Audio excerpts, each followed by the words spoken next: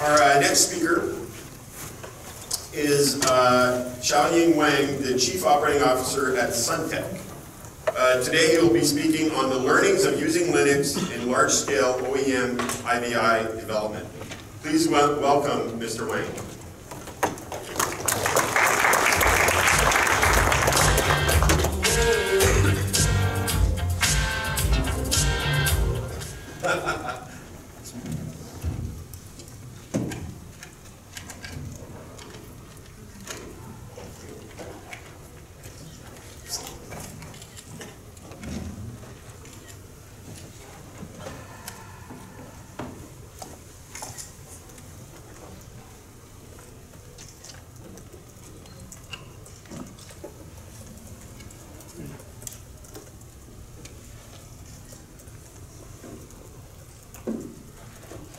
Hello everyone, and thanks for Linux Foundation to give this opportunity to let us sharing our learning of using Linux in a large-scale development.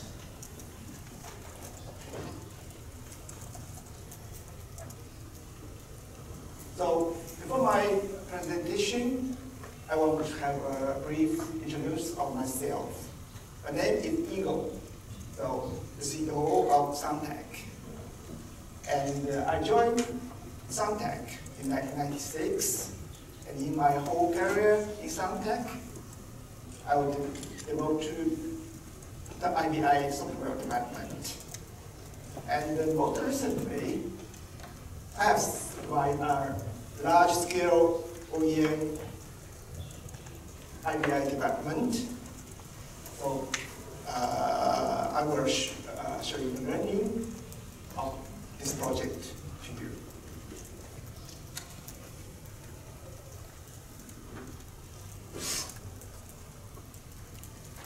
And speaking of large, so how large are we talking about?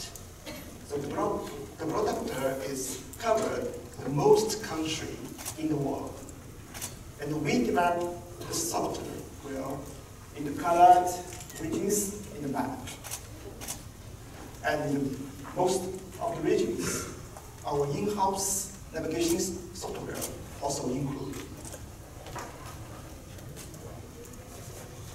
And about steps. So according to the NASA, to fly a space shuttle, it's around 400,000 lines. And to enter the OS, it's around 10 million lines. But this development is around 50 million steps, including new creation and modification. So to manage this kind of the project is not easy. The major challenges we are facing are listed here. And from next page, I will go through one by one and share our learnings. So first is getting ready for 64-bit. Why? The current automotive grade SoC is 32-bit. But immediately next generation of SoC is going to be 64-bit because user is required the big size display and more higher resolution and much complex functionality. So all this require more system memory and higher SoC performance. So we want to make sure to the max extent so we can reuse our software in the 64A. So how to realize that? So to reuse legacy source code from the Windows C and the ITOS time, yeah, it's kind of good reason because it can reduce the the cost and reduce the development risk. But the source code written in that time, they are always the outdated technology, and especially the one from RTOS time. So many of the source code is written in C and full of the bit operation. This kind of source code is very hard to deliver to the 64-bit. So we start this project, we decide to use the upstream open source, especially for the competitive part. We are using open source. So because most of the open source is 64-bit really. And for the competitive part, we write all the source code with C program, which make it much easier to migrate to to 54-bit. And the other thing in such a scale of development is cooperation among teams. So you can see this picture block. So although this is already a simplified version, it still shows many modules. And most of the modules, which is in blue, are made in-house. So you have 1,000 engineers work at the same time. The cooperation among our teams and third-party suppliers are very important, because in such kind of the project, everyone is facing a very challenging schedule, and no one wants to be stalled by others. So while planning this platform, we decided to use AGL and the Geneva platform as a reference. So the layered and modular design are parallel development. So we create the HDK, PDK, SDK, so that the module in tail layer and the service layer can be developed in parallel. And we implement application framework, which can manage the whole life cycle and application. So the development of the application can be independent, and the deployment of the applications become much flexible. So you can even, the application can even be downloaded from the application store even after the SOP of the car.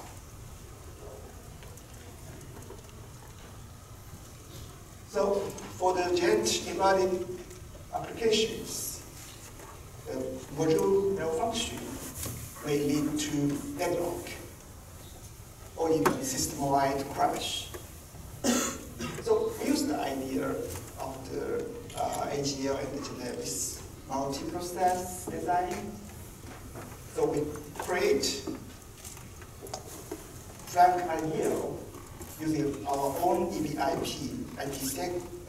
IPC technology, which allows us to the maximum extent to reduce process block. And with this framework, the process can work in parallel, which can take advantage of the multi-core OS SoC, so that benefit the whole system performance a lot. And also the process is isolated. So when in a real case, where a process has some problem, it will not affect the others and make the much stable.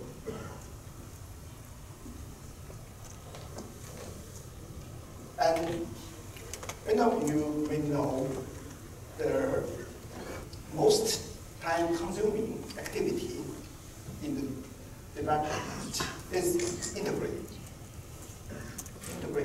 So thanks for the open source platform, Jenkins, we built our own CI environment, and it can run unit tests and create release.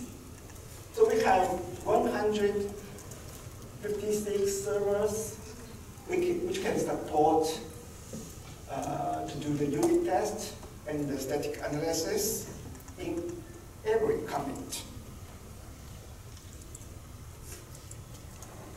And besides the unit test and static analysis, so we also provide functional test.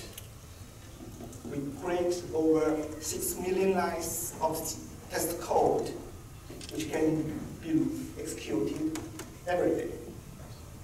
Also, for example, we create a knowledge database for the root calculation. So we can store the most suitable route into the database, and we execute the test code every day compared to the one in the database. So in that way, the developer can be more confident to modify their code.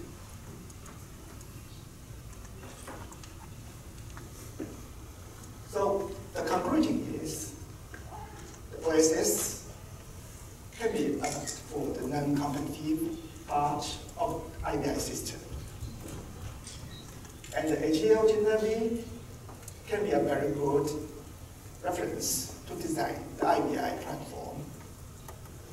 And the open source CI framework can be customized for better efficiency and quality. And thank you. And we have a new POC, which is based on the ARM64, shown in booth number 3. Thank you.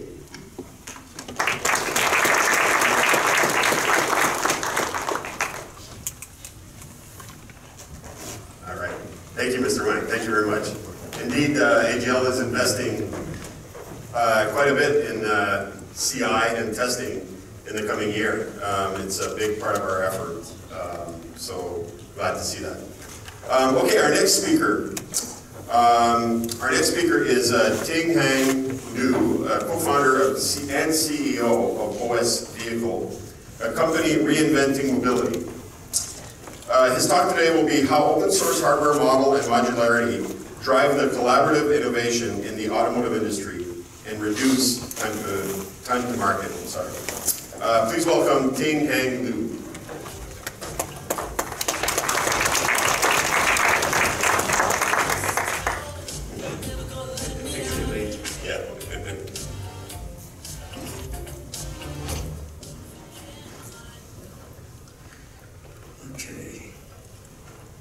Hello everyone.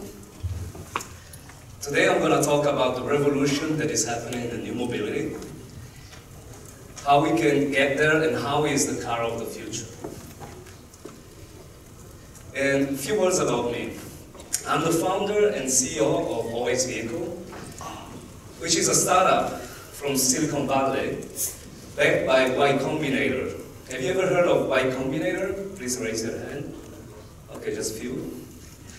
Basically, YC is the most powerful acceleration program for startups in the world.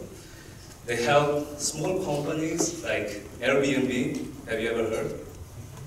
Okay, more. Also Dropbox, for example. Okay, good. To become very successful and ultra-scalable startups, companies.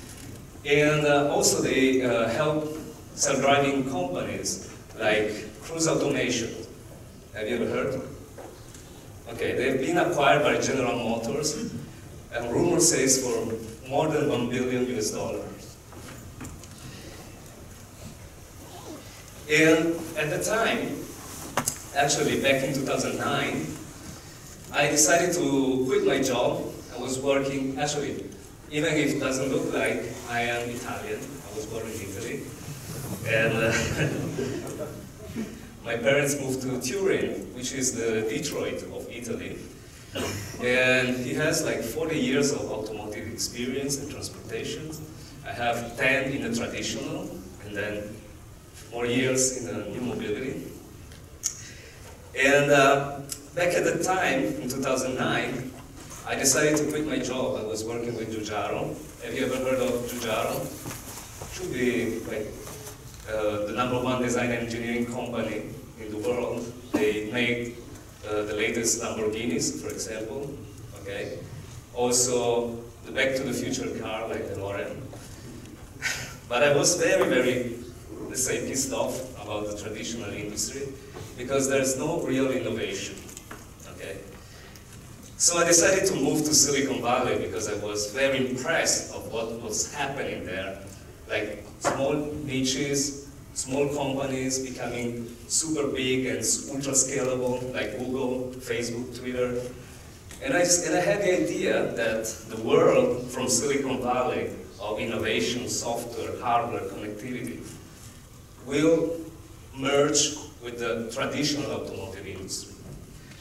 At the time, my colleagues, my dad, also my customers thought that I was crazy. But now it's